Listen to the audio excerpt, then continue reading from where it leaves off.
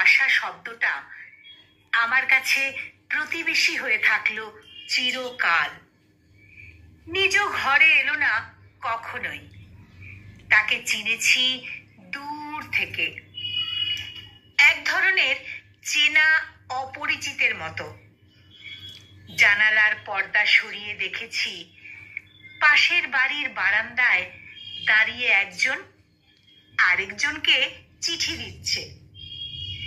কেউ চোখে চোখ রাখছে, কেউ বিদায়ের বেদনাতে কাঁপছে। আমি শুধুই দর্শক ছিলাম। আমার ঘরের দরজায় সে কোনোদিন কড়া নাড়েনি, জানালায় আসেনি কোনো চিঠি।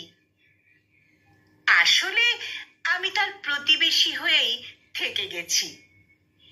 তার উপস্থিতি আমার ঘর পর্যন্ত পৌঁছায়নি কোনো দিন।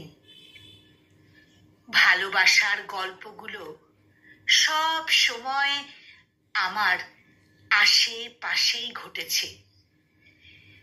ঠিক আমার সামনে দিয়ে হেঁটে গেছে তারা। কারো হাতে ফুল, কারো চোখে অপেক্ষা, কারো চিঠিতে কবিতা। অথচ আমার জন্য আসেনি কেউ। সময় গড়িয়েছে, শহর বদলেছে, তবুও ভালোবাসা রয়ে গেছে ঠিক একই জায়গায়, আমার খুব কাছেই, অথচ আমার বাইরে।